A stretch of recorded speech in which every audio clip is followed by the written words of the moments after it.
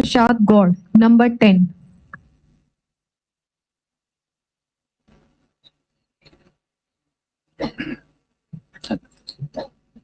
ऐसा तो नहीं है कि ये नई बात हो, लेकिन समय आ चुका है कि इस मुद्दे पर बात हो।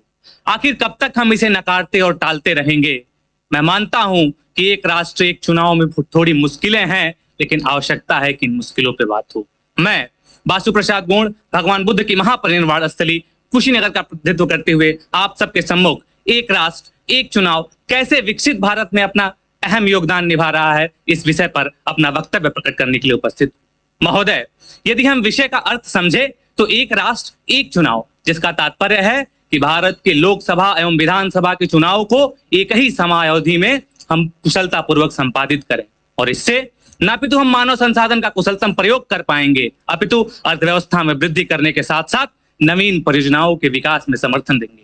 माननीय महोदय, अभी विगत वर्ष के चुनाव 2024 के लोकसभा चुनाव में 24 उत्तर प्रदेश की परियोजनाओं को रोक दिया गया, सिर्फ इसलिए क्योंकि उस बीच आचार संहिता लागू हो गई थी। और इस तरह से कई ऐसे परियोजनाओं में बाधा उत्पन्न होती है एक कई समय में चुनाव होने के कारण से। यदि बात करें हम राजस्व की, तो माननीय महोदय, एक आंकड़ों के अनुसार औसतन एक चुनाव में 35,000 से 40,000 करोड़ रुपए खर्च होते हैं, और यदि ये पैसे एक राष्ट्र एक चुनाव के माध्यम से हम एक बार निवेश करें और उन पैसों को बचाकर अपनी अर्थव्यवस्था को प्रवृत्त करने में हम बल दें, तो हमारी अर्थव्यवस्था भी मजबूत हो जाएगी।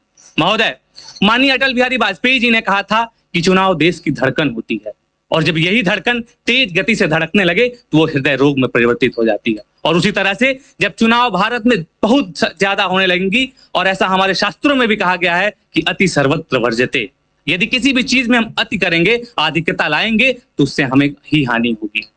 माननीय महोदय, मैं मानता हूं कि एक राष्ट्र एक चुनाव में लाखों चुनौतियां हैं, लेकिन माननीय प्रधानमंत्री जी के शब्दों में मैं कहूं तो यदि हमारे पास लाखों चुनौतियां हैं तो हमारे पास करोड़ों समाधान भी है। हमारे युवा उसके समाधान है। हमारे देश के तमाम ऐसे जनप्रतिनिधि अभी माननीय अपना उद्बोधन दे रहे थे, तो उन्होंने कहा कि हमारे देश में 60% युवा है, और युवा पंक्तियों के माध्यम से मैं कहना चाहूंगा कि संघर्षों के साये में इतिहास हमारा पलता है, जिस ओर जवानी चलती है उस ओर जमाना चलता है। माननीय महोदय, जब भी चुनाव होता है तो भारत लोकतांत्रिक रूप से इतना महत्वपूर्ण देश है कि उस बीच आतंकी हमले होने की संभावनाएं बढ़ जाती हैं, और ऐसे मामलों में यदि हम बार बार चुनाव कराएंगे तो मुझे राहत इंदौरी साहब की 2 लाइनें याद आती है कि सरहदों पे तनाव है क्या, सरहदों पे तनाव है क्या, पता करिए देश में चुनाव हो क्या। और तो मैं 4 पंक्तियों से अपनी वाणी को मुद्रित करूंगा कि मन में हो विश्वास बड़ी तो कोई रोक न पाएगा, टूट सके ना भीष्म प्रतिज्ञा जो धृतराष्ट्र भी आएगा, और इतिहासों में